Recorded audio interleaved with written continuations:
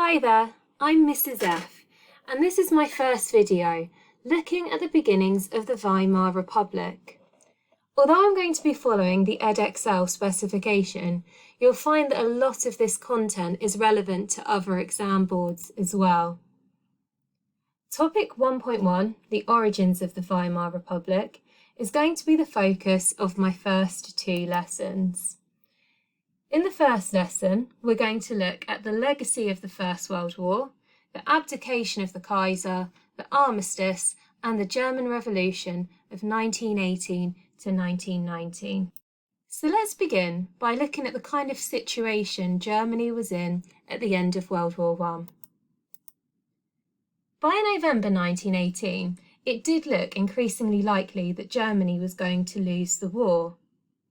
Russia had been forced to surrender in 1917, and Germany had taken this opportunity to move the troops from the Eastern Front over to the Western Front. And in the spring of 1918, they launched a huge offensive. It was very successful at first, and they gained a lot of territory. But in the process, they also lost many soldiers, and they had no reserves to call on. In August of 1918, the Allies launched a massive counter-offensive. The USA had joined the war in 1917, and by 1918 was moving 50,000 troops a month to France. The Allied blockade of German ports had starved the German economy of food and raw materials. In contrast, the Allied soldiers were well equipped. So, by October of 1918, the Germans were in full retreat. However, before Germany could be defeated externally, it collapsed from within. Something that I want you to bear in mind, though, is that Germany still held conquered territory in both Belgium and in France, as you can see from the map on the screen. And this would help feed the stabbed in the back myth, which is going to become important in a future lesson. So things weren't looking good on the battlefront, and they weren't looking good on the home front either. Germany was on the brink of revolution for three main reasons. First of all, there's the unpopularity of the Kaiser.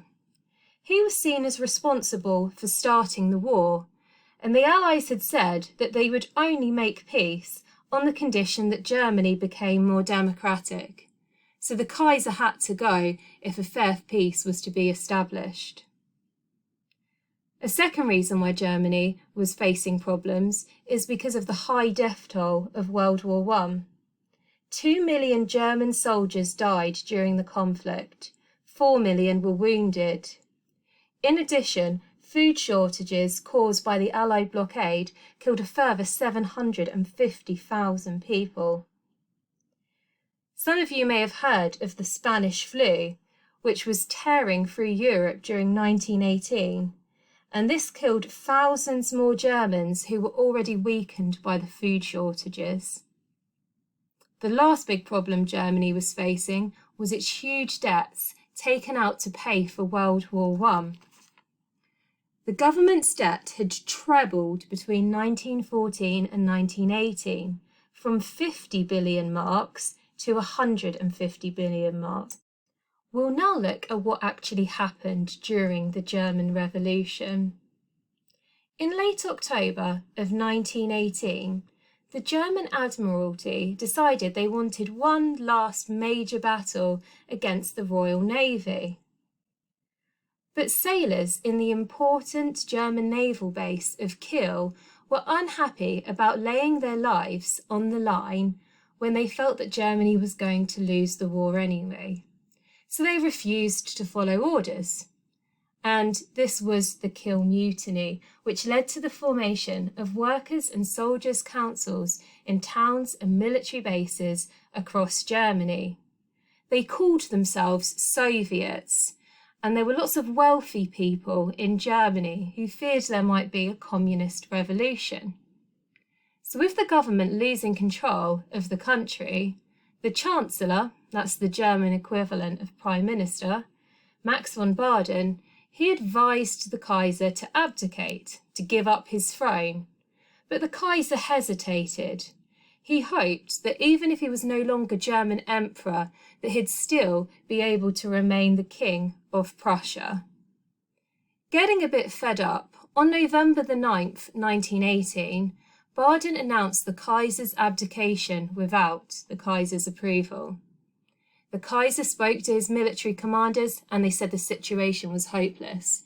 So the following day, he fled the country and ended up in the Netherlands. That very same day, Baden resigned, and he appointed Friedrich Ebert, leader of Germany's largest political party, the Social Democrats, as his replacement. A new republic was proclaimed by his colleague Philipp Scheidemann.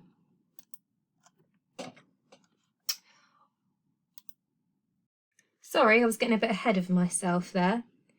Let's have a look at the steps that Ebert took to increase people's confidence in the new republic. On the 10th of November, Ebert suspended the old Reichstag, which was a German parliament, and named 6 moderate politicians who would form the Council of People's Representatives. This council would lead the country until a new constitution could be agreed. It was hoped that by having moderate politicians in control, that it would prevent anarchy or a takeover by communist extremists. That same day, Ebert made a pact with General Groener. He promised that the German army would not be reformed and officers could keep their ranks if in return Groener would use the German army to help keep the new republic in power. This had the advantage of stopping a takeover by communist extremists, but it also meant that the army continued to be dominated by men loyal to the Kaiser instead of the new republic. The following day, on the 11th of November, Ebert's representative, Matthias Erzberger, signed the armistice.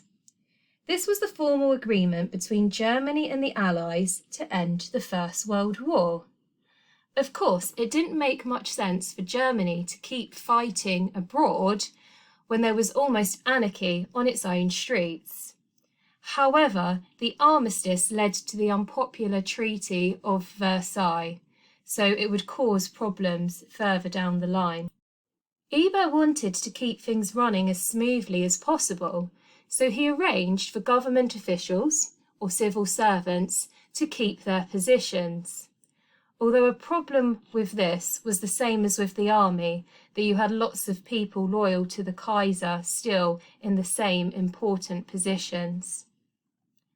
Ebert realised that he needed to get big business on side to keep the economy going.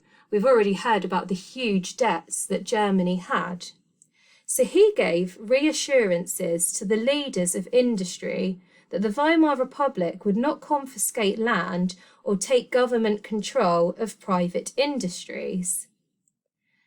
This somewhat upset the workers, though, who were angry about the huge profits that business leaders had made during the war when they had had restrictions put on their wages. So in order to try and win over the workers, Ebert won support from the trade unions by promising an 8-hour working day.